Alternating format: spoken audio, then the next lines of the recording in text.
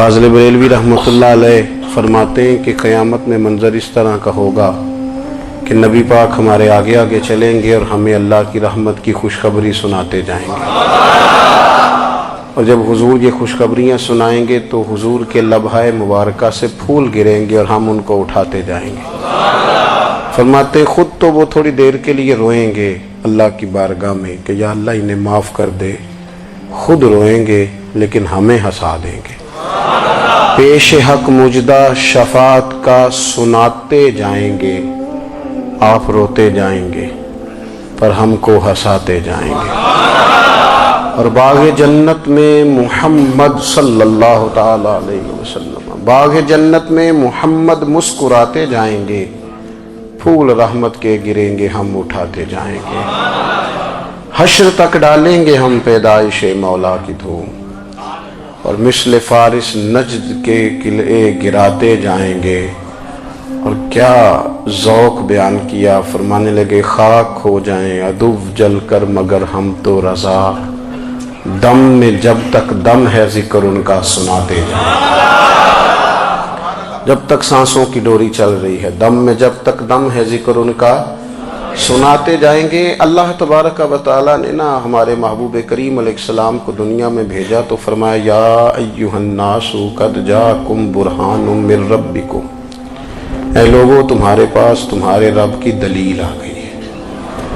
اللہ تبارک و تعالیٰ نے محبوب پاک علیہ السلام کو سراپا دلیل بنا کے بھیجا۔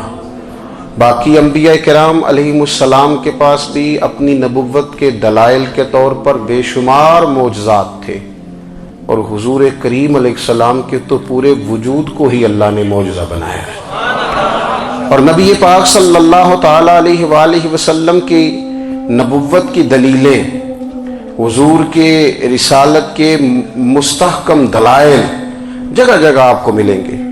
سب سے پہلی چیز تو یہ سمجھنے والی ہے کہ نبی پاک علیہ السلام نے جس چیز کو سب سے پہلے اپنی نبوت کی دلیل کے طور پر بیان فرمایا وہ حضور کا کردار ہے، سیرت ہے، عمل ہے، حضور کا لوگوں کے ساتھ رویہ ہے۔ نبی پاک علیہ السلام کی تبلیغ کے 3 دور ہیں۔ ایک تو حضور نے اپنے قول سے تبلیغ فرمائی ہے، وہ 40 سال کی عمر سے محبوب نے اعلان فرمایا اور تبلیغ کی۔ اور ایک نبی پاک صلی اللہ تعالی علیہ وسلم بالواسطہ حضور کی تبلیغ ہے جو آج تک جاری ہے۔ امت کے علماء، مشائخ، مبلغین حضور کے دین کو آگے پھیلا رہے ہیں، تو دراصل یہ بھی تبلیغ رسول پاک علیہ السلام ہی کی تبلیغ۔ اور ایک حضور کی تبلیغ کا دور ہے، حضور کی پیدائش سے لے کر ولادت مبارکہ سے لے کر حضور علیہ السلام کے اعلان نبوت تک۔ اس دوران نبی پاک نے جو تبلیغ فرمائی ہے وہ اپنے کردار سے فرمائی ہے۔ عرب کا وہ معاشرہ جو بڑا میلا کچیلا گدلا ہو چکا تھا، جس کے اندر سراسر مادہ پرستی کا زور تھا، جس کے اندر لوگ انسانوں کی خرید و فروخت کرتے تھے، جس کے اندر بیٹیوں کو زندہ دفن کر دیتے تھے، جس کے اندر جو آدمی جتنا زیادہ مضبوط ہوتا تھا اتنا زیادہ لٹیرا بن جاتا تھا، اس معاشرے کے اندر رسول کریم علیہ السلام نے 40 سال گزارے، اور اس طرح گزارے کہ جو بیگانے بھی تھے وہ بھی کہا کرتے تھے یہ صادق ہیں، یہ امین ہیں۔ اور جب حضور نے اعلان نبوت کیا تو فرمایا، یہ قرآن مجید کے لفظ ہیں، فرمایا فَقَدْ لَبِثْتُ فِيكُمْ عُمَرًا مِّن قَبْلِهِ أَفَلَا تَعْقِلُونَ، میں تمہارے بیچ عمر کا ایک حصہ گزار چکا ہوں، تمہیں عقل نہیں ہے، شعور نہیں ہے۔ نبی کریم علیہ السلام نے اپنے کردار کو، اپنے عمل کو اپنی نبوت کی دلیل کے طور پر بیان فرمایا۔ وہ تو حضرت حلیمہ بھی فرماتی ہیں نا، جب میں نبی کریم علیہ السلام کو اپنے گھر لے گئی تو میرا اپنا بچہ بھی دودھ پیتا تھا، 2 میرے بیٹے ہو گئے، ایک میری یہ نسبی اولاد اور حضور میری رضائی اولاد۔ تو کہتی ہیں جب میں کریم محبوب علیہ السلام کو اپنے سینے سے لگاتی تھی تو حضور میرے ایک پستان سے دودھ پیتے تھے اور دوسرا اپنے بھائی کے لیے چھوڑ دیا کرتے تھے۔ یہاں سے رسول کریم علیہ السلام نے کردار کے ذریعے تبلیغ، اور پھر اعلان نبوت سے پہلے ایک تنظیم عرب کے جوانوں پر، عرب کے سرداروں پر مشتمل بنائی گئی، جس میں نبی کریم علیہ السلام نے بڑا حصہ لیا سرکار نے، اور بڑے اہم لوگوں کو شعور حضور نے عطا فرمائے، وہ اس جماعت کا فیصلہ تھا کہ ہم سارے جوان، سارے بڑے لوگ ملیں گے۔ یہ حضور کے اعلان نبوت سے پہلے کی بات ہے۔ ہم بڑے لوگ ملیں گے، کسی بڑے کو کسی چھوٹے پر ظلم نہیں کرنے دیں گے، کسی آدمی کو کسی غریب کا حق نہیں کھانے دیں گے۔ حضور علیہ السلام نے نا اپنے کردار سے، اپنے عمل سے، اور آپ کا جو عمل ہوتا ہے نا وہ اصل ہوتا ہے۔ ایک ہوتا ہے آپ کوئی بات کرتے ہیں اور ایک ہوتا ہے کہ آپ کوئی عمل کرتے ہیں۔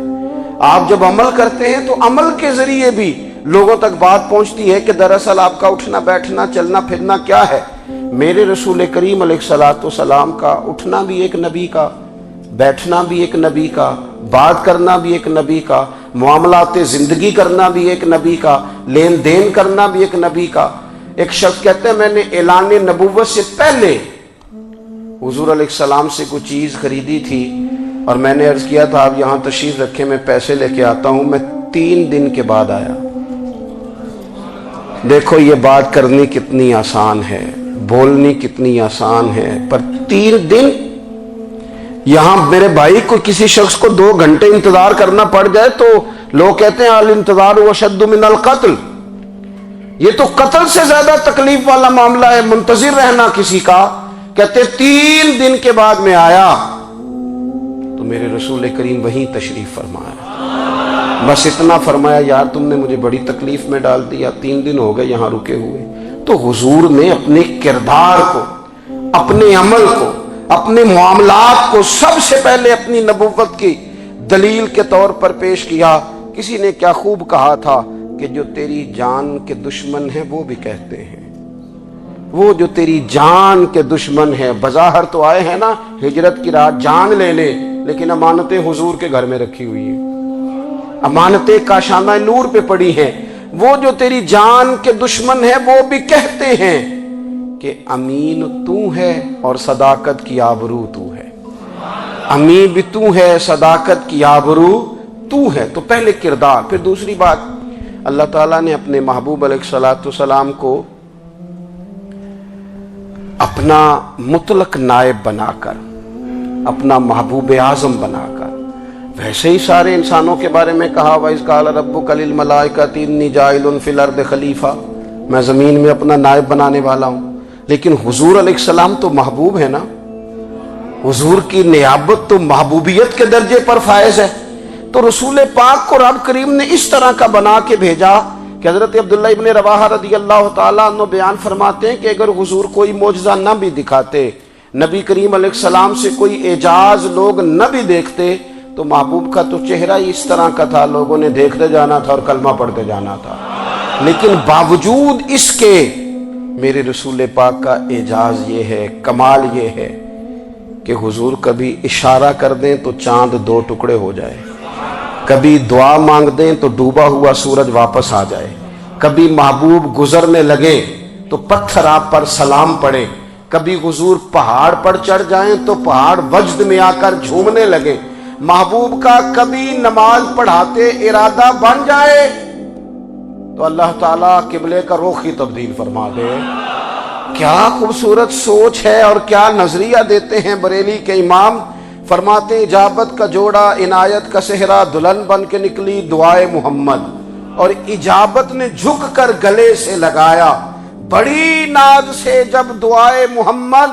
دیکھو خدا کی رضا چاہتے ہیں دو عالم، خدا چاہتا ہے رضائے محمد صلی اللہ تعالی علیہ وسلم۔ اور ایک مقام پہ فرماتے ہیں نائب دست قدرت پہ لاکھوں سلام، نائب دست قدرت پہ لاکھوں سلام۔ تو اللہ تعالیٰ نے نبی پاک صلی اللہ تعالی علیہ وسلم کو جو اعجاز۔ پھر ایک اور بات، حضور امی ہیں، دنیا میں آ کر محبوب نے کسی سے پڑھا ہی نہیں۔ میرے محبوب نے جتنا پڑھا ہے رب کریم سے ہی پڑھا ہے۔ الرحمن علم القرآن خلق الانسان، رحمان نے قرآن سکھایا پھر انسان بنایا۔ اللہ تبارک و تعالیٰ کی بارگاہ کرم سے حضور نے لیا۔ رسول کریم امی ہیں، یہ بھی حضور کی نبوت پر ایک بڑی دلیل۔ دیکھو ایک ہوتا ہے کوئی آدمی بچپن سے کسی چیز سے شغف رکھے اور جب اس کی عمر بڑی ہو جائے تو کہتے ہیں اس کا تجربہ بڑا ہو گیا ہے، یہ پہلے کچھ شعر کہتا تھا، کوئی ادبی جملہ کہتا تھا، تو اب اس کی یہ کام کرتے کرتے عمر بڑی ہو گئی ہے تو رسوخ حاصل ہو گیا۔ 40 سال کی عمر مبارک تک نبی کریم نے ایک شعر بھی نہیں کہا۔ حضور علیہ السلام نے کبھی کوئی ایسی بات، ویسے تو حضور کی ہر بات حکمت والی، لیکن جس کو عرب کے لوگ اپنے لہجے میں شاعری یا اپنے لہجے میں ادب کہتے تھے، وہ حضور نے بیان نہیں فرمایا۔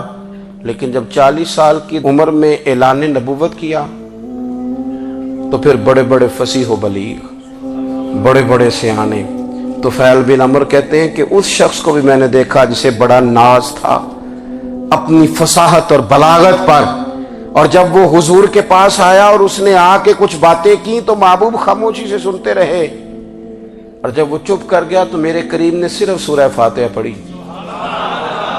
کبھی اٹھتا تھا، کبھی بیٹھتا تھا، کبھی غور کرتا تھا، کبھی دائیں جاتا تھا، کبھی بائیں جاتا تھا، پھر کہنے لگا بتاؤ نا کلام کس کا ہے؟ فرمایا اس رب کا، اس رب کا، اس رب کا جس کا میں رسول بن کے آیا ہوں۔ نبی کریم صلی اللہ تعالی علیہ وسلم امی ہیں، لیکن حضور نے کائنات کے رازوں سے پردے ہٹا دیے، نبی کریم نے جینے کے سلیقے بتا دیے، حضور نے ہر شخص کو اس کے مقصد حیات سے آگاہ کر دیا۔ نبی کریم علیہ السلام نے وہ فلسفہ حیات بیان کیا کہ لوگوں کو صرف جینے میں ہی مزہ نہیں آیا، مرنے میں بھی مزہ آنے لگا۔ لوگ آگے بڑھ بڑھ کے جانیں پیش کرنے لگے، اپنی اولادیں قربان کر، جو فلسفیوں سے کھل نہ سکا اور نکتہ وروں سے حل نہ ہوا، وہ راز ایک طیبہ والے نے بتلا دیا چند اشاروں میں۔ محبوب کریم امی ہیں، لیکن حضور نے اس طرح دنیا کو سکھایا، اس طرح دنیا کو پڑھایا، اس طرح حضور نے علم کے چراغ اور دیپ روشن کیے کہ قیامت تک جسے روشنی ملے گی نا، اسے صرف دروازہ مصطفیٰ سے ملے گی، اسے رسول کریم علیہ السلام کے در دولت سے ملے۔ کچھ لوگوں نے کہا کہ اپنے پاس سے آیات بنا کے لاتے ہیں، اپنے گھر میں بیٹھ کے دعوے کر لینا تو کوئی مشکل کام نہیں نہ ہوتا، سارے لوگ ہی کر لیتے ہیں۔ بلکہ وہ ہمارے ایک بزرگ کہا کرتے تھے، خیالی پلاؤ پکائیے ٹکی ہو کدے بھی کاٹ نہ پائیے، کیونکہ کون سا پیسوں کا ڈالنا ہے، زیادہ ڈالیں آپ اور زیادہ ڈالیں۔ بہت سارے لوگ ہیں آج بھی، کچھ لبرل ہیں بیچارے، کچھ دین بیزار طبقہ ہے، وہ کہتے ہیں جناب ہمیں تو جدید باتیں بتائیں، ہمیں تو نئے اسلوب کے مطابق لے کے چلے، ہمیں تو او بھائی سن، میرے نبی پاک علیہ السلام نے فرمایا میرا قرآن کبھی پرانا نہیں ہوگا، اسے پڑھ کے دیکھ، اس کی جدت کا حسن دیکھ، یہ تو کھلا ہوا باغ ہے، تو ایک دفعہ اس کے قریب آئے گا تو خوشبو ملے گی، دوسری دفعہ آئے گا تو اس سے زیادہ تازی ملے گی، ایک دفعہ پھل کھائے گا تو مزیدار ہوگا اور دوسرا کھائے گا، ہو سکتا ہے شکل ملتی جلتی ہو لیکن ذائقہ بڑا نرالا ہوگا۔ تو وہاں تو صحیح نا، جب کچھ لوگوں نے کہا یہ خود سے بنا کے آیات لاتے ہیں تو فرمایا وَإِن كُنتُمْ فِي رَيْبٍ مِّمَّا نَزَّلْنَا عَلَىٰ عَبْدِنَا فَأْتُوا بِسُورَةٍ مِّن مِّثْلِهِ، اگر تمہیں کوئی شک ہے اس میں جو ہم نے اپنے بندہ خاص میں نازل کیا ہے تو تم بھی اس جیسی ایک آیت بنا کے لاؤ۔ اور چلو چیلنج کھلا ہی دے دیا، فرما وَادْعُوا شُهَدَاءَكُم مِّن دُونِ اللَّهِ، اللہ اور اللہ والوں کو چھوڑ دو، تفسیری ترجمہ عرض کر رہا ہوں، یعنی صحابہ کو چھوڑ دو، حضور کے ماننے والوں کو چھوڑ دو، باقی ساری دنیا کے کافر اکٹھے ہو جاؤ، ایک آیت بس قرآن جیسی لے کے آؤ، ایک آیت لے کے آؤ، ان کنتم صادقین، اگر تم سچے ہو۔ جوانوں سنو، کہا ایک آیت، اور یہ چیلنج آج تک قرآن مجید کا موجود ہے، آج تک وَإِن كُنتُمْ فِي رَيْبٍ مِّمَّا نَزَّلْنَا عَلَىٰ عَبْدِنَا فَأْتُوا بِسُورَةٍ مِّن مِّثْلِهِ، تم قرآن کے مقابلے کی ایک سورت لے کے آؤ اور سارے حمایتی اکٹھے کر لو اپنے، ان کنتم صادقین، اگر تم سچے ہو۔ جواب تو ادھر سے آنا تھا نا، لیکن کائنات کے رب نے جواب بھی خود دیا، فرمایا فَإِن لَّمْ تَفْعَلُوا وَلَن تَفْعَلُوا، اگر تم نہ لا سکے، اور فرمایا تم لا سکتے بھی نہیں، اگر تم نہ لا سکے اور تم لا سکتے بھی، نہ خنجر اٹھے گا نہ تلوار تم سے، یہ بازو میرے آزمائے ہوئے ہیں، وَلَن تَفْعَلُوا، تم لا بھی نہیں سکتے، فَاتَّقُوا النَّارَ الَّتِي وَقُودُهَا النَّاسُ وَالْحِجَارَةُ، پھر اس آگ سے ڈر جاؤ جس کا ایندھن آدمی اور پتھر ہے۔ اعدت للکافرین، بنائی کافروں کے لیے، بنائی مومنوں کے لیے تو رب نے جنت بنائی ہے۔ اعدت للکافرین، یہ دوزخ اللہ نے کن کے لیے بنائی ہے؟ اعدت للکافرین کہتا ہے کافر کے لیے بنایا۔ تو اللہ تبارک و تعالیٰ نے میرے رسول پاک صلی اللہ تعالیٰ علیہ وسلم کو وہ کتاب عطا فرمائی، اور پھر حضور کی فصاحت و بلاغت، معرفت۔ دیکھو ایک ہوتا ہے گھنٹوں باتیں کرنا، ایک ہوتا ہے کئی کئی والیم پر مشتمل، کئی کئی جلدوں پر مشتمل کتب کا لکھنا، اور ایک ہوتا ہے کسی بندے کا ایک بات کرنا اور سامنے والے کی طبیعت کو اتنا جگا دینا کہ اگلی بات فوراً ہی اس کی سمجھ میں آ جائے۔ اور حضور نہ کسی کی انا کو نہیں جگاتے تھے۔ ہم بعض اوقات کسی سے خطاب کرتے ہیں، بات کرتے ہیں تو سامنے والے کی انا کو جگا دیتے ہیں، ٹھیس پہنچاتے ہیں، وہ کہتا ہے چل پھر تگڑا ہو جا میں بھی آیا۔ حضور انا نہیں جگاتے تھے، میرے نبی پاک ضمیر جگاتے تھے تاکہ وہ شخص فیض حاصل کر سکے، اسے کچھ ملے۔ نبی کریم کا جو انداز تکلم ہے وہ اس طرح کا ہوتا تھا کہ انسان خود بخود کھل اٹھتا تھا کہ مطلب یہ بات ہونے کیا لگی ہے، مطلب حضور کیا فرمانے لگے۔ نبی کریم صلی اللہ تعالی علیہ وسلم ایک دن محبوب کریم نے صحابہ کے بیچ حضور کی فصاحت و بلاغت دیکھیں، فرمایا محبوب نے کتنا نادان ہے وہ شخص جو اپنے ماں باپ کو گالی دے۔ کھلی ہو گئی لوگوں کی آنکھیں، کان کھڑے ہو گئے کہ یا رسول اللہ کون ایسا بدبخت ہے جو ماں باپ کو گالی دے گا۔ اب جب سوالات ذہنی سطح پر پوری طور پر ابھر گئے نا، تو اب رسول کریم نے بات سمجھائی۔ یہ ہے فصاحت و بلاغت، تیرے آگے ہیں یوں دبے لچے فصحاء عرب کے بڑے بڑے، کوئی جان منہ میں زبان نہیں بلکہ جسم میں جان نہیں۔ یا رسول اللہ کون ایسا نالائق ہے جو ماں باپ کو گالی دے؟ اب جب ذہنی سطح یہاں تک ابھر آئی تو اب حضور نے سمجھایا، فرمایا جب تم کسی کے ماں باپ کو گالی دو گے نا تو وہ بھی تو جواب میں تمہارے ماں باپ کو دے گا نا، تو فی نفس ہی یہ تم نے خود ظلم کیا ہے اپنے ماں باپ پر۔ کیوں تم نے ایسا لہجہ اختیار کیا کہ جس سے سامنے والے کی انا جاگ جائے اور وہ تمہارے مقابلے میں آ کر کے کھڑا ہو جائے؟ کیوں تم نے اس طرح کے انداز اختیار کیے کہ جس سے سامنے والا بھی سارے پنجے کھڑے کر کے باہر نکل آئے اور کہے آ جاؤ پھر میں ابھی میدان میں حاضر ہوں؟ رسول کریم کی فصاحت بلاغت دیکھیں نا، حضور دو چار جملوں میں ساری بات سمجھا جاتے ہیں۔ ایک حدیث پاک اگر ہماری سمجھ میں آ جائے، ایک روایت نبی پاک صلی اللہ تعالی علیہ وسلم نے فرمایا خوبصورت مسلمان وہ ہے جو بے مقصد باتوں کو چھوڑ دے۔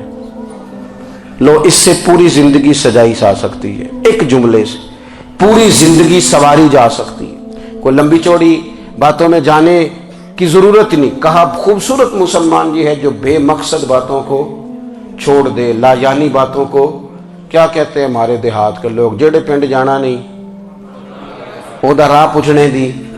لیکن آج کل لوگ باز آندے یعنی جس بات کا بالکل تعلق نہیں نا وہ بات بھی کرتے جاتے ہیں، جس کا شعبہ ہی نہیں وہ بھی چھلانگ لگا لگا کے اس میں آ جاتا ہے۔ ہم اپنا وقت ضائع کرتے ہیں، اپنی صلاحیتیں ضائع کرتے ہیں، اپنا نقصان کرتے ہیں۔ ہم اپنا کام صحیح کر کے نہیں کرتے اور دوسری ساری دنیا کو ٹھیک کرنا چاہتے ہیں۔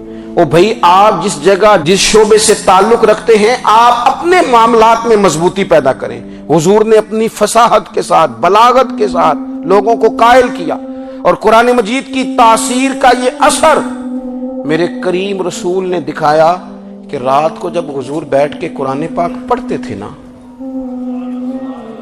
جب یاسین والے نبی خود یاسین کی تلاوت کریں، جب طٰہٰ والے محبوب خود طٰہٰ کی تلاوت کریں، غور کرو نا جب مدثر والے محبوب خود ان جملوں کو ادا کریں، یعنی جن کے بارے میں آیت آئی ہے جب وہی یہ آیت پڑھیں کہ اِنَّا أَعْطَيْنَاكَ الْكَوْثَرَ، یعنی جن کا ذکر ہو رہا ہے جب وہ یہ بات کریں کہ یا ایھا النبی انا ارسلناک شاہدا ومبشرا ونذیرا لتؤمنوا باللہ ورسولہ وتعزروہ وتوقروہ وتسبحوہ بکرۃ واصیلا، جن کے بارے میں آیت آئی ہے جب وہ یہ کہہ رہے ہوں کہ ورفعنا لک ذکرک، جب وہ کہہ رہے ہوں والضحیٰ واللیل اذا سجا.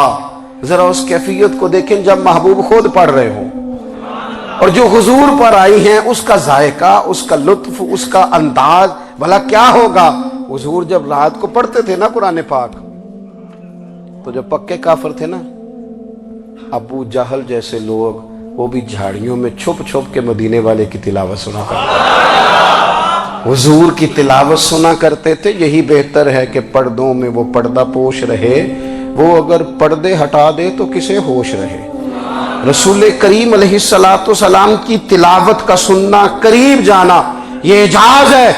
حضرت فاروق اعظم کہتے ہیں میں طبیعت کا بڑا ڈاڈا تھا، مزاج کا بڑا سخت تھا، زندگی ہمیشہ ڈٹ کر گزاری، باتوں پر کھڑا رہنا آتا تھا، پر جب میری بہن نے مجھے چند آیتیں سنائی نا تو میں تڑپ ہی گیا. گھروں آیا سا مار مقامنے نو، ہن مینو مار دے لے چلو، اوے متے عمر دی عمر برباد ہو جائے جتھے عمر سوار دے لے چلو.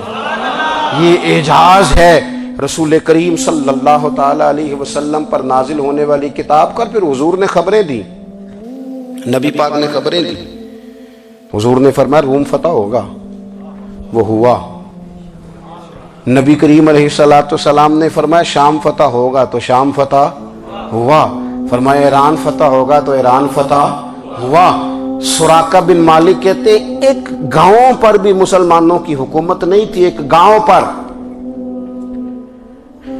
حضور مکہ مکرمہ سے نکل رہے تھے، مدینہ طیبہ تشریف لے جا رہے تھے، ابھی راستے میں تھے. میں 100 سرخ اونٹوں کے لالچ میں معاذ اللہ حضور کو گرفتار کرنے پہنچ گیا. محبوب نے حکم دیا، حضور کا معجزہ میں نے آنکھوں سے دیکھا، میرا گھوڑا زمین میں دھستا چلا گیا. میں نے معافی مانگی، حضور نے معاف کر دیا. میں نے سمجھا اچانک ہو گیا ہے. یہ منوانا بھی بڑا مشکل کام ہے. شجر و حجر پہچان گئے، انسان کی نظروں میں شاکی رہا. یہ کچھ ایسے لوگ ہیں جن کو منوانا توبہ توبہ، ماننے کو تیار نہیں، دیکھ دیکھ کے بھی ماننے کو تیار ہے نہیں، ماننے کو تیار ہی نہیں. کہتے ہیں کہ میں نے پھر چاہا آگے بڑھنا تو پھر زمین کے اندر میرے گھوڑے کے پیر دھنسنے لگے. پھر معافی مانگی. کریم تیرے معاف کرنے کی ادا پہ بھی قربان جائیں. یہ نہیں فرمایا کہ تو بار بار یوں ہی کرتا ہے، فرمایا معافی مانگتا ہے، جا میں نے معاف کیا. کہتے ہیں 3 دفعہ میں آگے بڑھا، 3 دفعہ حضور نے معاف کیا تو مسکرا کے فرمانے لگے تو یہاں مجھے گرفتار کرنے آیا ہے، وہ کیسر روم کا علاقہ فتح ہوگا. وہ کنگن جو پہنتا ہے نا ہاتھوں میں، بادشاہ کے کنگن معروف ہیں، وہ تیرے ہاتھوں میں آئیں گے. اللہ کرے آپ سمجھیں. یہ جو لوگ ڈری ڈری سہمی اور ہمارے بچے مایوسی کی معاذ اللہ باتیں کرتے ہیں، وہ دیکھیں حضور کس طرح کی گفتگو فرماتے ہیں. ابھی ایک گاؤں پر بھی اسلام کی حکومت نہیں، لیکن حضور کا خبر دینے کا انداز. کریم فرمانے لگے وہ کیسر روم کے جو کنگن ہوں گے وہ تیرے ہاتھوں میں آئیں گے. جناب سراقہ بن مالک فرماتے ہیں کہ میں مسلمان ہو گیا، حضور کا وصال ہو گیا، کنگن نہیں آئے. حضرت ابوبکر صدیق کا وصال ظاہری ہو گیا، کنگن نہیں آئے. جناب عمر کا دور آ گیا، سراقہ بوڑھے ہو گئے. کوئی بندہ پوچھتا نا کہ اب تو عمر ڈھل گئی ہے، زندگی کا پتہ نہیں. کہنے لگے نہیں میں نہیں جاتا، جب تک کنگن نہیں آتے اسرائیل کوئی نہیں آئیں گے، کیونکہ ساڈے نبی دی زبان ساڈے واسطے قرآن. جو دن کو کہہ دیا دن ہے تو دن نکل آیا، جو شب کو کہہ دیا شب ہے تو رات ہو کے رہی. اور خدا نے ان کی زبان کو وہ اختیار دیا، جو نکلی منہ سے ان کے وہ بات ہو کے رہی. اور فاضل بریلوی کا تو انداز ہی پھر انوکھا ہے نا. وہ تو کہتے ہیں وہ زبان جس کو سب کن کی کنجی کہے، جس کو سب کن کی کنجی کہیں، اس کی نافذ حکومت پہ لاکھوں سلام. کہنے لگے نہیں آتے. حضرت اسرائیل فکر نہ کرو، بوڑھے ہو گئے تھے، نکلنا گھر سے بند کر دیا تھا. حضرت عمر کا دور تھا، کنگن آ گئے. حضرت فاروق اعظم نے ان کے پوتوں سے، نواسوں سے، بچوں سے کہا جاؤ بلا کے لاؤ. کا دادا جان بوڑھے ہیں. فرمایا تم کان میں کہہ دینا کنگن آ گئے، پھر تم دیکھنا تو صحیح. پھر حضرت سراقہ آئے. حضور نے جو خبریں دی، نبی پاک علیہ الصلوۃ والسلام نے جو گزشتہ قوموں کے احوال بیان کیے، اور پھر میرے نبی پاک علیہ الصلوۃ والسلام نا دنیا میں عزتیں دینے آئے. عزتیں، یہ مزاج ہمیں کم کرنا چاہیے. یہ جو ہم ساری زندگی اس کام میں لگا دیتے نا کسی کو نیچا کیسے دکھانا ہے، یہ انداز حضور نے نہیں ہمیں دیا۔ آپ دیکھو حضور تشریف لائے تو ہمیں پتہ چلا کہ حضرت یوسف جیسا سونا کوئی نہیں، حضور تشریف لائے تو ہمیں پتہ چلا کہ حضرت داؤد جیسی خوبصورت آواز کسی کی نہیں، حضور تشریف لائے تو ہمیں پتہ چلا کہ جناب عیسیٰ علیہ السلام کا فقر اختیاری کس طرح کا تھا، محبوب تشریف لائے تو ہمیں پتہ چلا کہ حضرت موسیٰ کا جلال کس طرح کا تھا۔ یہ تو حضور آئے تو نبی پاک علیہ السلام نے اس کی بھی عظمت بیان کی، اس کی بھی شان بیان کی، حضور نے بتایا کہ ابو بکر صدیق کی شان کیا ہے، فاروق اعظم کا مرتبہ کیا ہے، عثمان غنی کی حیا کیا ہے، مولا علی کی شجاعت کیا ہے، اہل بیت نبوت کی عظمت کیا ہے۔ حضور آئے عزتیں دینے، ماں کو عزت دی مدینے والے رسول نے، کہا جس کا باپ راضی ہو گیا اس کا رب راضی ہو گیا۔ فرمایا جو 2 بیٹیاں 3 بیٹیاں 4 بیٹی بہنیں یا 1 بیٹی یا بہن بیاہ کے آ گیا نا، اس طرح میری 2 انگلیاں جڑی ہوئی ہیں، میرے ساتھ جڑ کے جنت میں جائے گا۔ رسول کریم صلی اللہ تعالی وسلم نے عزت دی، عزت دی۔ حضور عزتیں دینے، کوئی اعزاز نہیں، ان پڑھ بندہ ہے، سادہ ہے، غریب ہے، مزدوری کرتا ہے، ہاتھوں پہ چھالے، یا رسول اللہ اس کا بھی کوئی اعزاز ہے؟ قربان جائیں، میرے کریم نے عزت دی، فرمایا محنت کر کے روزی کمانے والا تو اللہ کا دوست ہے، یہ اینٹیں اٹھانے والا، یہ مشقتیں کرنے والا، یہ صبح دیہڑی پہ جانے والا، یہ بیچارہ جو اچار سے روٹی کھاتا ہے، تو نے ہر شخص کی قسمت میں یہ عزت لکھی اور آخری خطبے کی صورت میں وصیت لکھی۔ رسول کریم نے ہر بندے کو اعزاز دیا، عظمتیں دی، حضور عزتیں دینے آئے، نبی پاک علیہ السلام نے اعزازات دیے، حضور نے نوازا، یہ ساری چیزیں میرے رسول پاک کی تشریف۔ اور پھر یہ جو حضور کے صحابہ اور اہل بیت ہے نا، یہ بھی میرے نبی پاک کی نبوت کی دلیل ہے۔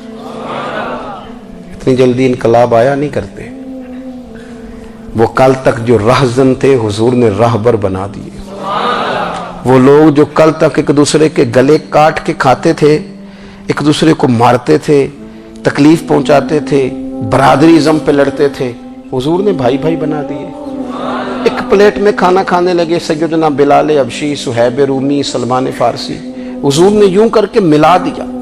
نبی کریم علیہ السلام نے تقسیمیں ختم کر دی دنیا میں، حضور کے صحابہ نے اپنا کردار اس طرح کا دکھایا، اتنا بلند کیا، اور صحابہ کرام علیہم رضوان اس کو دیکھ کر اتنی بلندیوں پہ گئے کہ گواہیاں اللہ کا قرآن دیتا ہے۔ فرمایا محمد الرسول اللہ والذین معہ اشداء علی الکفار رحماء بینہم تراہم رکعا سجدا یبتغون فضلا من اللہ ورضوانا۔ فرمایا یہ جو میرے محبوب کے ساتھ والے ہیں کافروں پر سخت ہیں، آپس میں نرم دل ہیں، تم جب بھی انہیں دیکھو گے سجدے کرتے دیکھو گے، رکوع کرتے دیکھو گے، تم انہیں دیکھو گے اللہ کی رضا کے متلاشی ہیں۔ انہیں ساری مادہ پرستی سے نکال کر محبوب نے رب کی رضا کے رستے پہ ڈال دیا۔ میرے نبی کریم سید عالم صلی اللہ تعالی علیہ وسلم کی نبوت کے دلائل کے طور پر یہ ساری چیزیں آئیں۔ بس میں بات سمیٹنے لگا ہوں، حضور کا جو اخلاق ہے نا، وہ بھی نبی کریم علیہ الصلوۃ والسلام کی نبوت کی بہت بڑی دلیل ہے۔ وَإِنَّكَ لَعَلَىٰ خُلُقٍ عَظِيمٍ، محبوب ہم نے آپ کو نا خلق عظیم کا مالک بنایا ہے۔ کچھ لوگ سمجھتے ہیں صرف آپ کا بولنے کا انداز ٹھیک ہو تو آپ با اخلاق ہیں، نہیں بھائی، بولنے کا انداز ٹھیک ہونا با اخلاق نہیں، سچ بولنا اخلاق کی علامت ہے۔ آپ کا حق بات کرنا اخلاق ہے، آپ کا صحیح گواہی دینا اخلاق ہے، آپ کا اللہ تعالیٰ کی طرف سے آزمائش آنے پر صبر کا مظاہرہ کرنا اونچا اخلاق ہے۔ رب نعمت دے تو آپ کا وجود ڈھلتا جائے شکر میں، یہ اخلاق ہے۔ رب کریم اگر آپ کو کسی وقت کسی آزمائش میں اپنی حکمت سے ڈالتا ہے تو عزت نفس کو برقرار رکھنا، خودداری کو برقرار رکھنا، یہ اخلاق۔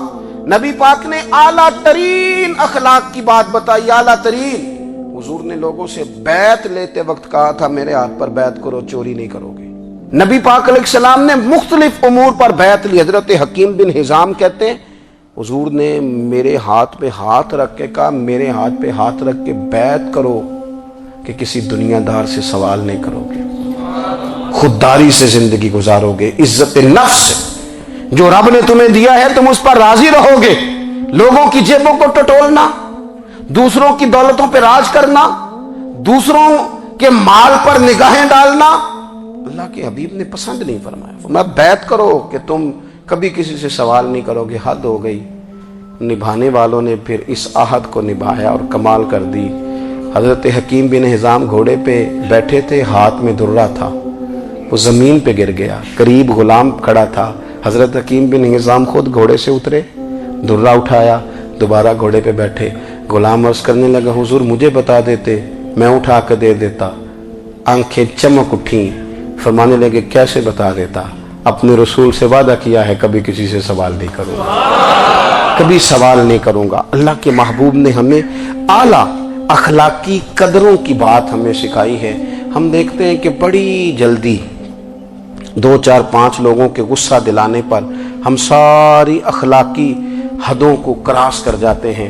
دوستو ہمارا ایک ویژن ہونا چاہیے، ہمارے ذاتی رویے بڑے معتبر ہونے چاہیے، لین دین کے معاملات کے اندر مسلمانوں کو بڑا صاف ستھرا ہونا چاہیے۔ ہمیں اپنی معاشی زندگی میں روزمرہ کے معاملات میں ہماری توجہات کا مرکز صرف اللہ رسول کی ذات ہونی چاہیے۔ رب کریم نے اپنی حکمت سے کسی کو کتنا دیا ہے یہ اس کی حکمت کے تقاضے ہیں، ہمیں اس نے جس رنگ میں جس حال میں رکھا ہے ہمیں اپنے رب کی رضا پر بہت زیادہ مطمئن ہونا چاہیے۔ اچھا پھر ایک اور بات، صاحب ابن حشام لکھتے ہیں کہ حضرت اسماء بنت ابی بکر صدیق رضی اللہ تعالی عنہا کی ڈیوٹی لگائی تھی جناب صدیق اکبر نے کہ بیٹے غار ثور میں نا روز کھانا تازہ پکا کے پہنچانا ہے۔ یہ آپ کا کیا نام ہے علاقے کا؟ کرڑے والا۔ تو کرڑے والا میں نا آپ بہت سارے لوگ ایسے ہیں جو یہاں 40 سال سے رہ رہے ہوں گے، 50 سال سے رہ گئے، بچیاں یہیں پیدا ہوئی یہیں بڑی ہوئی۔ تو یہاں اگر وہ بچی جو یہیں پیدا ہوئی ہے وہ کبھی رات کو نکل جائے نا باہر ماچس لینے اپنے محلے میں دکان پہ، سویرے شور پڑ جاتا ہے، اور اگر ابا گھر نہ ہو تو لوگ ابا جی کو بتائیں کہ تیری تو بیٹی رات کو یا ماچس لینے آئی ہوئی تھی، تو ممکن ہے والد صاحب بندوق نکالیں کہ بیٹی عزت ہوتی ہے وہ گلی میں کیسے آ گئی رات کو، حالانکہ اس کے سارے اپنے چچا ماما سب وہی ہے، اپنا علاقہ ہے، کوئی ایسا مسئلہ، پھر بھی نکلتی ہیں بیٹیاں رات کو، جو مرضی بھی ہو جائے بیٹی نکلتی ہے۔ لیکن یہ وفا اگر سیکھنی ہے تو جناب صدیق اکبر سے سیکھو، غار ثور میں تازہ کھانا اور بیٹی جوان اور رات کو پہنچانا ہے، ہاں رات کو۔ اور پھر نرالا رنگ یہ ہے کہ اب جو جاتے ہیں نا اللہ خیر کرے حاجی غار ثور پہ، وہ فجر کی نماز کے وقت جاتے ہیں اور جگہ جگہ وہاں رستے میں جو ہے وہ چائے کا بندوبست ہے بیٹھنے کی جگہ، پھر بھی حاجی آ کے ڈینگیں سناتا ہے، بڑھ کے مارتا ہے، جی میں پہنچ گیا جی 2.5 گھنٹے میں، اور میں گیا جی وہاں پھر میں نفل پڑھ کے آیا۔ بالکل جی آپ تو بڑی دلیری کا کام کر کے آئے۔ لیکن حضرت اسماء اب رستے بھی بن گئے، آسانی ہو گئی، دن کے وقت لوگ جاتے ہیں تو اپنے آپ کو بڑا فاتح سمجھتے ہیں، پلٹ کے ذرا دین کا حسن دیکھو تو صحیح۔ حضرت اسماء رات کو جاتی، رستہ بھی کوئی نہیں، جگہ بھی کوئی نہیں، کوئی حال نہیں، تن تندور تے ہڈاں دا بالن تے اسی ہاواں نال تپایا، کپ کپ مکیاں پیڑے کیتے، اتوں عشق پلیتھن لایا، تن دا سالن تے من دی ہانڈی، لون صبر دا پایا، غلام فریدا وے میں ساری تیری، تینوں اجے یقین نہیں آیا؟ غلام فریدا میں ساری تیری، ساری، بیٹے بھی، غلام بھی، خادم بھی، پیسہ بھی، تو غلام فریدا وے میں ساری تیری، تینوں اجے یقین نہیں آیا؟ حضرت اسماء کو کہا پتر رات کو کھانا، جناب اسماء کہتی پہلے دن کھانا پکایا تو دوسرے دن میں پہنچا کے آئی رات کو، دوسرے دن کھانا بنا رہی تھی تو میں کوئی کسی معمولی آدمی کی بیٹی تو نہیں تھی نا، میں تو سردار کی بیٹی تھی، کسی کی ضرورت نہیں تھی کبھی پلٹ کے میرا گھر بھی دیکھے، لیکن میں اندر روٹی پکا رہی تھی تو دروازے پہ شور ہوا، کہتے میں باہر گئی تو ابو جال بہت سارے لوگوں کو لیے میرے دروازے پہ، میں باہر آئی تو میں نے کہا کیا حال ہے، میرے دروازے پہ تو کبھی کسی کو طاقت ہی نہیں تھی آنے کی، قبیلے کے سردار کا گھر تھا، وہاں کیا بات ہے؟ تو کہتی ہیں چوک کے اندر بھرے مجمع میں ابو جال کہنے لگا اسماء بتاؤ کہاں گئے تمہارے والد نبی پاک علیہ السلام کو لے کے؟ नौजवानों जरा दिल पे हाथ रख के सुनना। हजरत अस्मा बिनत अबी बकर कहती है मैं चौराहे पे खड़ी हो गई, अगर कहती हूँ मुझे पता है तो वफा इजाजत नहीं देती, ये तो जाएंगे हुजूर को तकलीफ दे देंगे। अगर मैं कहती हूँ मुझे पता नहीं तो ये झूठ है और मेरे नबी की शरीयत इजाजत नहीं देती। मिनट मिनट पे झूठ बोलना और कहानियां सुनाना, ये सीखो अखलाक। हजरत अस्मा बिनत अबी बकर कहती है उसने फिर कहा बताती क्यों नहीं, कहां गए? फरमाती 1 मिनट रह गया था मेरे पास सोचने का, मैंने क्या बचाना है, शरीयत भी बचानी है, वफादारी भी बचानी है।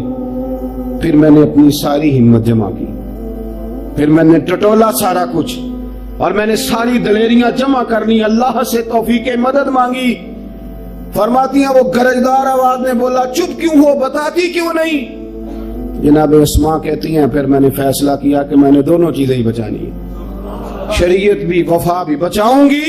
तो जनाब अस्मा सुनना जुमला दीवानो, फरमाने लगी अबू जाल सुन, फिर मुझे पता है वो दोनों कहाँ हैं, पर तेरे अंदर जितनी ताकत है तो सारी लगा ले, मैं बताऊंगी नहीं वो किधर गए। हाँ ना तू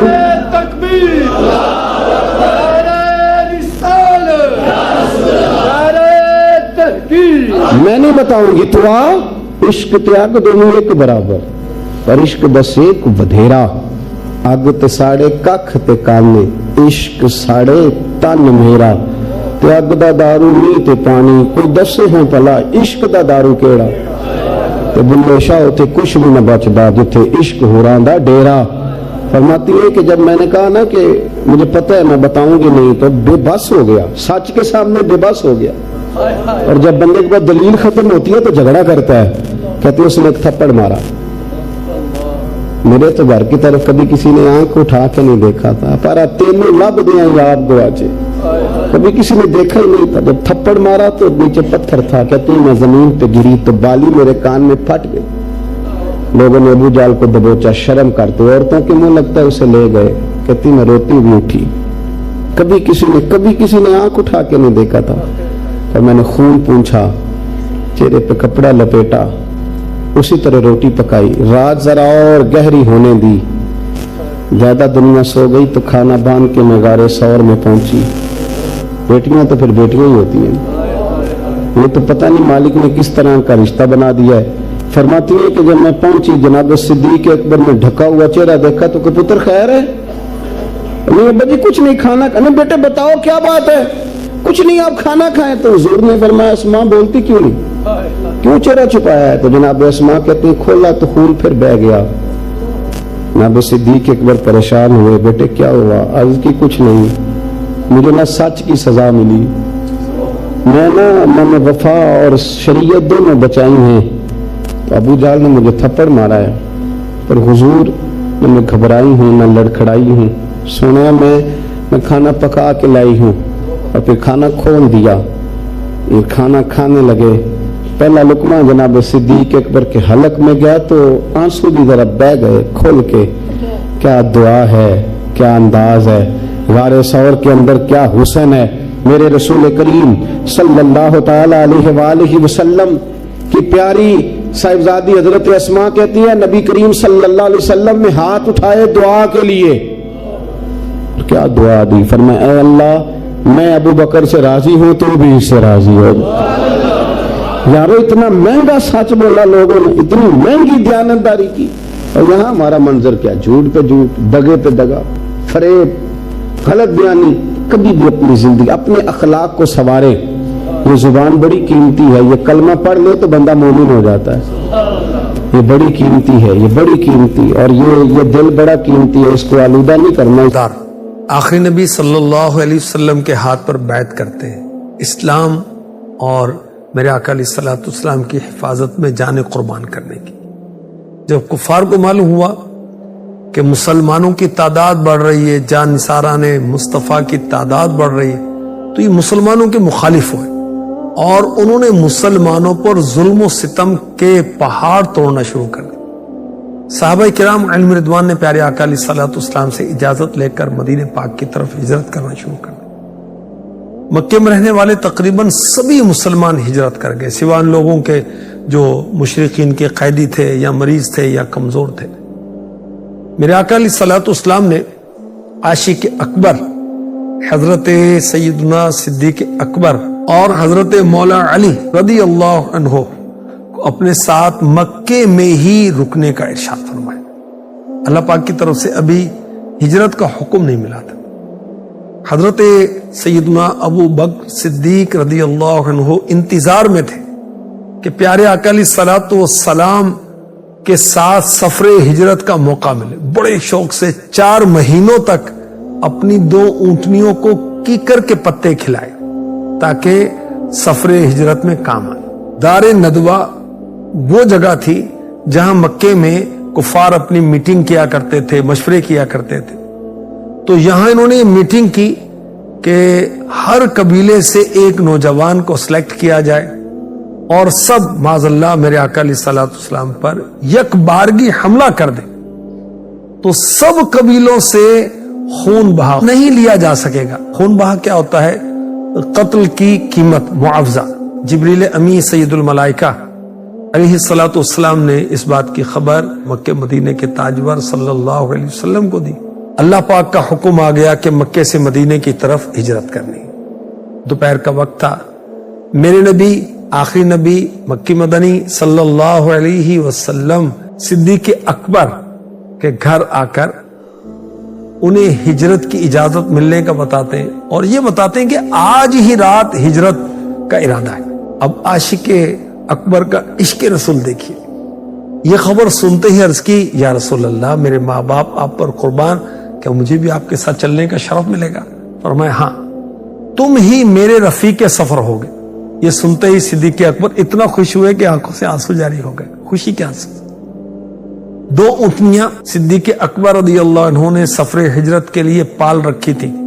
ایک بہتر اونٹنی بارگاہ رسالت میں سواری کے لیے پیش کی، میرے آقا علیہ الصلوۃ والسلام نے اسے قیمت لگا کر ہی قبول کیا۔ اب صدیق اکبر کی جانثاری دیکھیے، فہم دیکھیے، تدبر دیکھیے، وفاداری دیکھیے، ہجرت کا انداز دیکھیے، کیسا پلان بناتے ہیں۔ کفار مکہ کی جاسوسی پر اپنے بیٹے کو لگاتے ہیں کہ ان کے ساتھ رہے اور ان کے خطرناک ارادوں سے ہمیں باخبر رکھے، اپڈیٹ کرے۔ اپنے غلام کو غار ثور میں قیام کے دوران بکریوں کا دودھ پہنچانے کا کام سونپتے ہیں، اپنی بیٹی کو کھانے کا انتظام کرنے کا فرماتے ہیں اور 3 دن غار میں کھانا پہنچانے کی ذمہ داری بیٹی کی لگاتے ہیں۔ اور عبداللہ بن عریقط جو کہ مشرک تھا، اسے مدینہ پاک کا راستہ دکھانے کے لیے کرائے پر رکھتے ہیں۔ سبحان اللہ، کیسی پلاننگ ہے۔ میرے آقا علیہ الصلوۃ والسلام کی ہجرت کے لیے کھانا تیار ہوتا ہے صدیق اکبر کے گھر اور صدیق اکبر کی شہزادی کھانا تیار کرتی ہے۔ عاشق اکبر صدیق اکبر نے اپنے گھر میں جمع کیا ہوا سب مال اپنے پاس جو لیا تھا ساتھ لے لیا۔ کتنا تھا وہ مال؟ 5000 درہم یا 7000 درہم۔ اور باپ کو معلوم نہ ہو، ابھی انہوں نے قبول اسلام نہیں کیا تھا والد نے۔ یہ فتح مکہ پر ابو قحافہ رضی اللہ عنہ نے قبول اسلام کا شرف حاصل کیا صدیق اکبر کے والد نے۔ باپ کو معلوم تھا کہ میرا بیٹا ابو بکر عاشق اکبر ہے، سب کچھ لٹا دے گا۔ پوتی کو کہا لگتا ہے تمہارا باپ سب کچھ ساتھ لے گیا، تمہارے لیے کچھ نہیں چھوڑا۔ تو بیٹی کن کی تھی؟ صدیق اکبر کی۔ کہا دادا جان ہمارے لیے خیر چھوڑ کر گئے ہیں، وہ جلدی سے اس جگہ جہاں مال رکھا جاتا ہے پتھروں کی ٹکڑیاں رکھ دی اور نابینا دادا کا ہاتھ لگوایا، دیکھیں کچھ رکھا ہوا ہے نا، اور وہ مطمئن ہو گئے۔ اللہ اکبر۔ رات کو جب کفار مکہ نے میرے پیارے نبی مکی مدنی صلی اللہ علیہ وسلم کو قتل کرنے کے ارادے سے آپ کے گھر کا گھیرا کیا، محاصرہ کیا، پیارے آقا علیہ الصلوۃ والسلام نے حضرت علی رضی اللہ عنہ کو امانتیں سپرد کی، فرمایا میرے بستر پہ لیٹ جاؤ۔ یہ امانتیں مالکوں کے سپرد کر کے مدینے آ جانا۔ حضرت علی مشکل کشا رضی اللہ عنہ رات بڑے سکون سے میٹھی نیند سوتے ہیں۔ کیوں؟ یقین ہے کہ آج رات شہادت نہیں ہو سکتی، کیونکہ اللہ کے حبیب صلی اللہ علیہ وسلم نے فرما دیا کہ امانتیں سپرد کرنا اور پھر میرے پاس آ جانا۔ اللہ کے حبیب صلی اللہ علیہ وسلم نے ایک مٹھی خاک مٹی ہاتھ میں لی، سورہ یاسین شریف کی ابتدائی آیتوں کی تلاوت فرماتے ہوئے گھر سے باہر تشریف لائے اور جو گھیرا کیے ہوئے کافر تھے ان کے سروں پر مٹی ڈالتے ہوئے میرے آقا علیہ الصلوۃ والسلام اس شان سے تشریف لے گئے کہ کسی کو نظر نہیں آیا۔ مقام حزورہ پر کھڑے ہو کر کعبے کو دیکھا، میرے آقا علیہ الصلوۃ والسلام نے فرمایا اے شہر مکہ، تو مجھے دنیا میں سب سے زیادہ پیارا ہے، اگر میری قوم مجھ کو مجبور نہ کرتی میں تیرے سوا کہیں اور نہ جاتا۔ پیارے آقا علیہ الصلوۃ والسلام کے ہم سفر ہیں صدیق اکبر رضی اللہ عنہ، مکے سے مدینے کی طرف روانہ ہوتے ہیں۔ چلنے کا انداز کیا ہے؟ آئے ہے کبھی آگے کبھی پیچھے چلتے ہیں، کس لیے کہ اگر کوئی نقصان پہنچانا چاہے تو میں آڑے آ جاؤں۔ سبحان اللہ۔ راستے میں صدیق اکبر کی مبارک انگلی زخمی ہو گئی، خون صاف کرتے ہوئے کہہ رہے ہیں انگلی تجھ سے صرف خون ہی تو بہا ہے، تجھے جو تکلیف آئی ہے کیا وہ اللہ پاک کی راہ میں نہیں ہے؟ چلتے چلتے پیارے آقا علیہ الصلوۃ والسلام کے مبارک قدم جب زخمی ہوئے تو صدیق اکبر نے پیارے آقا علیہ الصلوۃ والسلام کو اپنے کندھوں پر اٹھا لیا اور غار ثور تک پہنچا دیا۔ سبحان اللہ، بہت اونچا غار ثور۔ غار ثور پر صدیق اکبر پہلے خود غار میں داخل ہوتے، غار کو صاف کرتے ہیں، اس میں جو سوراخ تھے اس میں اپنے کپڑے کو پھاڑ کر بند کرتے، ایک سوراخ باقی رہ گیا، اور یہ وہی سوراخ تھا جس میں سانپ اپنا راستہ نکالتا ہے۔ صدیق اکبر رضی اللہ تعالی عنہ پیارے آقا علیہ الصلوۃ والسلام کو عرض کرتے ہیں غار میں آنے کا، اور جو سوراخ بچ گیا اس پر اپنی پاؤں کی ایڑی رکھتے۔ میرے آقا علیہ الصلوۃ والسلام نے صدیق اکبر کی خدمت دیکھی تو دعا کی، یا اللہ قیامت کے دن ابو بکر کو جنت میں میرے ساتھ جگہ عطا فرما۔ اللہ پاک نے وہی فرمائی کہ آپ کی دعا قبول ہوئی۔ سبحان اللہ۔ پیارے آقا صلی اللہ علیہ وسلم نے اپنا سر انور صدیق اکبر کی گود میں رکھا اور آرام فرمانے لگے۔ مفتی احمد یار خان نعیمی رحمۃ اللہ تعالی علیہ فرماتے ہیں اس موقع پر یہ سعادت صرف صدیق اکبر کو پوری دنیا میں حاصل تھی، یہ جو عبادت کر رہے تھے، حضور کا چہرہ دیکھ رہے تھے۔ سبحان اللہ۔ صدیق اکبر نے جس سوراخ پر ایڑی رکھی ہوئی تھی اس میں چھپے ہوئے سانپ نے آپ کی ایڑی پر ڈس لیا۔ تکلیف تو ہو رہی ہے، ایڑی نہیں ہٹاتے، اور شدت کی وجہ سے آنکھوں سے آنسو جاری ہوتے ہیں تو پیارے آقا علیہ الصلوۃ والسلام کے رخسار مبارک پر گرتے ہیں۔ حضور پر نور صلی اللہ علیہ وسلم بیدار ہوتے ہیں، فرماتے ہیں ابو بکر کیا بات ہے؟ عرض کی حضور ڈس لیا گیا۔ اللہ کے رسول صلی اللہ علیہ وسلم نے جہاں سانپ نے ڈسا تھا اپنا تھوک مبارک لگایا، زہر کا اثر چلا گیا، مگر ڈسنے کا نشان باقی رہا۔ کہتے ہیں کہ آج بھی صدیق اکبر رضی اللہ تعالی عنہ کی نسل میں انگوٹھے پر سانپ کے ڈسنے کا نشان موجود ہے، اور یہ بھی کہا گیا کہ میرے آقا علیہ الصلوۃ والسلام کے لعاب دہن اقدس کی برکت سے صدیقیوں کو کوئی سانپ ڈستا نہیں ہے، اگر ڈس لے تو زہر اثر نہیں کرتا۔ غار ثور میں صدیق اکبر کو پیاس لگی تو میرے نبی، سچے نبی، اچھے نبی، پیارے نبی، سونے نبی صلی اللہ علیہ وسلم نے صدیق اکبر کو کیسا پانی پلایا؟ دودھ سے سفید، شہد سے میٹھا، اور فرمایا یہ اللہ پاک نے خصوصاً تمہارے لیے جنت الفردوس سے غار ثور تک نہر بنا کر پانی بھیجا تاکہ تم پی سکو۔ کفار قریش پیارے آقا صلی اللہ علیہ وسلم اور صدیق اکبر کا پیچھا کرتے ہوئے قدموں کے نشانات کی مدد سے غار تک پہنچے۔ کفار کی آہٹ پا کر صدیق اکبر گھبراتے ہیں اور عرض کرتے ہیں یا رسول اللہ صلی اللہ علیہ وسلم اب ہمارے دشمن اس قدر قریب آ گئے کہ قدموں پر نظر ڈالیں تو ہمیں دیکھ لیں گے۔ میرے نبی صلی اللہ علیہ وسلم دلاسا دیتے ہیں لا تحزن ان اللہ معنا، غم نہ کرو، بے شک اللہ ہمارے ساتھ۔ اللہ پاک نے غار کے باہر ان دونوں کے قدموں کے نشانات اپنی قدرت سے مٹا دی۔